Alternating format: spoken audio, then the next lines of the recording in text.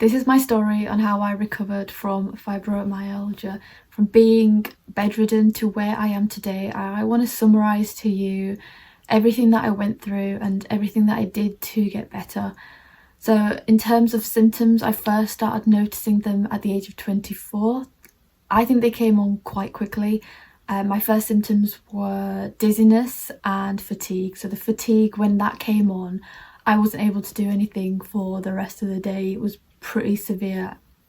For anyone who's had it, you know what it's like. It's like walking through mud. You can't do anything. It's almost like someone's pressing the off switch to your body and everything shuts down. So I for some reason I didn't really take those symptoms seriously as much as they were impacting me. I just sort of kept going, and I just thought maybe I'm just tired and over time things will get better anyway. But what happened then was my pain came on. So I started noticing pain in my jaw, my face, my hands, my wrist, my ankles. I also had pain in kind of my neck, shoulder areas, both sides of the body. So it was almost like mirror-like pain. I know that I'd been through so much, having just recovered from surgery, and I had a load of other health issues as well. I'd been diagnosed with IBS, endometriosis, pelvic pain. I'd been diagnosed with bladder incontinence as well. So I already had a lot going on my plate prior to this diagnosis of fibromyalgia.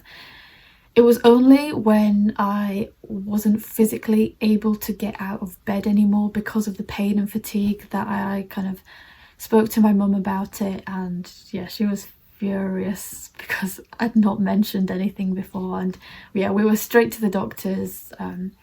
I was really lucky that she kind of advocated for me and made sure that the doctors took my pain seriously, and I think that's what contributed towards me getting a diagnosis quite quickly. I think it only took me about 3 months of back and forth to get a diagnosis of fibromyalgia. In that sense, I was quite fortunate, and then I was referred to the pain clinic. At this point, I didn't really know much about the condition. Nobody had told me that it's something that you can't get better from at that point, but what they said with the pain clinic, for some reason I thought they were just going to give me medication to get me better. Yeah, that wasn't the case. It was more about it was almost like a talking therapy, and seeing what kind of mental health support they could give me. And once I clocked that on, I did my own sort of research, and having spoken to the doctors as well, what I learned was that fibromyalgia was technically an incurable, lifelong and disabling condition. And the severity that I had it meant that I wasn't able to work, I wasn't able to do anything for myself. I was dependent fully on help every single day. Like, I wasn't able to even shower. Like, at one point when I was first diagnosed, I relied on wipes because it was impossible for me to get to the shower. Nobody talks about like not being able to walk, not being able to do absolutely anything. I had just about enough energy to brush my hair, drink water and shimmy up in bed, to eat in bed. The act of eating would be so exhausting in itself that after every meal I would then have to rest for a few hours to kind of reset my batteries. I had spent a good chunk of months living in what I call quite a vegetative state. I had everything taken away from me.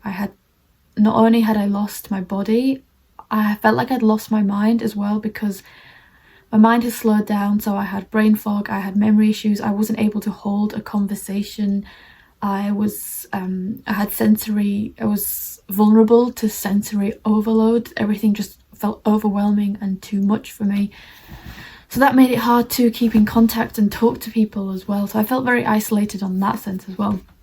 So spending a few months living like this really impacted my health. So I very quickly fell into a depression. And after depression, the anxiety came as well. So I was struggling with physical and mental health issues at that time. And what the depression ended up causing me to think was, I don't want to be here. this is not the life that I signed up for. I can't do anything. All of my hobbies I just couldn't do anymore, and even reading, I would be able to read for maybe 2 to 3 minutes and then that's it. It was just exhausting. And for me, I just didn't want to live like that. I just didn't want to continue. And it was my mum who said, but what if they find a cure in 10 years? Wouldn't it be worth hanging on? And because even then you would have another 40 years in front of you. And that really did hit home, because I thought, well, if that's the case, like, I mean, it could be true. I don't know, like, my background is in science. I love science. I'm really passionate about it. So looking at it from a scientific perspective really resonated with me. And I guess that gave me some sort of motivation to keep on going, or at least hang in there. So I thought, okay, what if from now till then, so I had, for some reason, I really like just stuck with 10 years in my mind. I was like, okay, maybe there'll be a cure in 10 years. And I thought, why don't, from now till then, just focus on making myself really comfortable, just manage as best as I can. And because I was living in survival mode up until then, but then what I thought was, why don't I just take really good care of myself every day? So this is when I started trialing different things. I tried massages, I tried acupuncture, I tried hot and cold therapy, I tried saunas, I tried electric, like, heat blankets. I tried loads of different supplements like CBD, magnesium, you name it. I've probably bought it and tried it. I changed my diet, so I really cleanly, like, organic fruit and veg. I was having 5 to 7 pieces of fruit every day, super hydrated. I had a nutritionist at the time, and she helped me kind of sort that out and that aspect. And I opened up to her about what I was going through, and she said, my daughter had fibromyalgia. And I was so confused, because I thought, what do you mean had fibromyalgia? I've been told you can't get better from it. And she said, yeah, you should see her now. So that really confused me. And she said, well, your starting point would be for me to refer you to the psychotherapist that she worked with. So I was like, okay, I mean, I'm not going to say no to that. If that's something that helped her, why not? I was skeptical, of course I was, because I thought, how is talking to somebody going to alleviate my symptoms and how make me feel better? But I was open-minded, and it's not like I was doing anything else with my days. I was just sat at home in bed. So I was sort of open to the idea of having weekly chats with somebody. So I started psychotherapy, and then I thought, hang on, if somebody has actually already recovered, there must be other people. So then I started Googling other recovery stories, and I thought, okay, I need to dig deeper. Then what I did was I came across like new techniques online. Like, they were talking about things like neuroplasticity, somatic tracking. The research that I looked at closely was by Alan Gordon, specifically his book. His book is called The Way Out, and he was a man that had lots of chronic symptoms, lots of pain, fatigue, like basically a lot of what I was going through he had gone through, and he in his book outlined what he did to get better, and all that stuff was related to something called somatic tracking. So I then started embedding somatic tracking and meditations and therapeutic techniques. So I started embedding that into my daily routine every single day. Alongside that, I then realized that, you know what, recovery is possible, and I'm going to get better. I had, at this point, I had no evidence, but I just had this feeling that, like, things were going to get better and this wasn't my forever. So I started writing out. I wrote on my wall, I am going to get better. And I read that out loud every single day. And what I didn't realize what I was doing was something called what I call the relearning step. Telling yourself that actually recovery is possible, priming your brain to get ready for your healing journey, and giving your brain new evidence, and getting this whole new understanding of what fibromyalgia actually is. So that was something that I was also doing on the side. And the final thing, so we've got relearning, we've got the rewiring, which is kind of the somatic tracking. So somatic tracking involves rewiring the neural networks of your brain to reteach your brain how to interpret signals properly.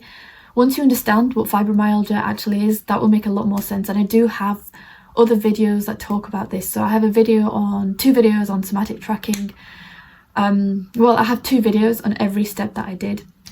So if you haven't watched them already, I would recommend you to look at them, because I outline and I break down exactly what I did to get better on a daily basis. And then from the psychotherapy, what I didn't realise at the time what I was doing was something called reprocessing. So this is the whole sort of idea of a dysregulated nervous system and trauma and emotions being held into the body and being incorrectly processed, and forcing you to be in this heightened state of survival. So all those 3 things I was doing simultaneously, and almost sort of by accident, because I only got to that point because I was just trying to manage and feel better until they came out with a cure in 10 years. But all those 3 things combined is what helped me make a full recovery. So how did that work?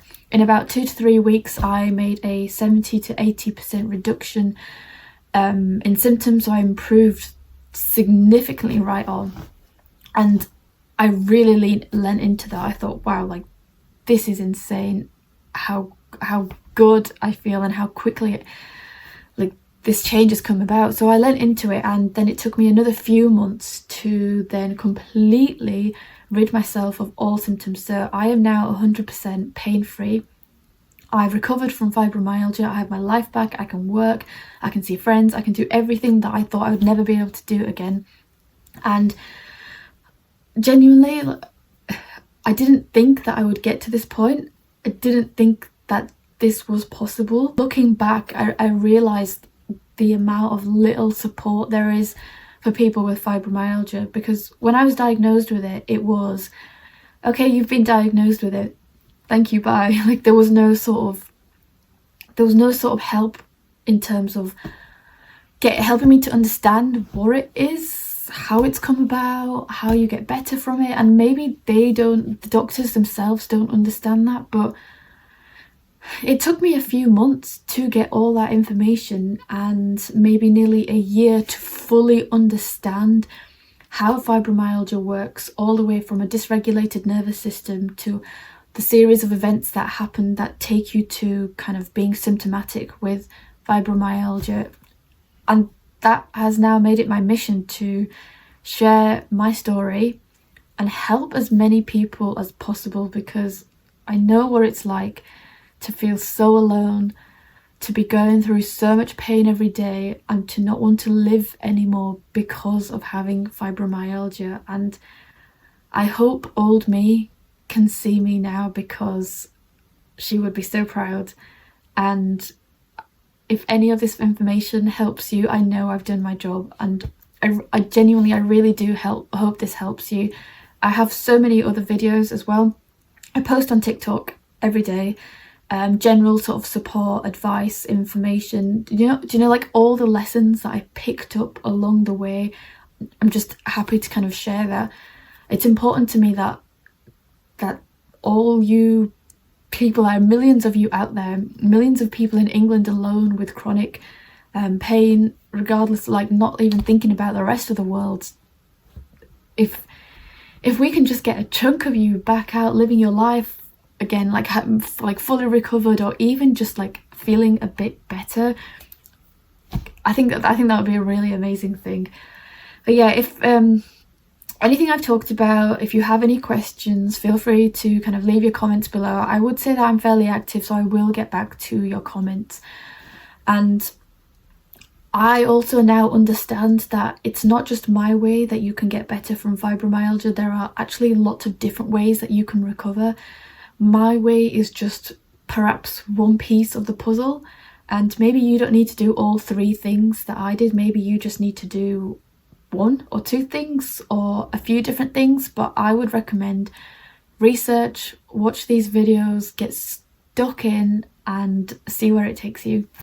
Thank you for listening and stay tuned for more videos.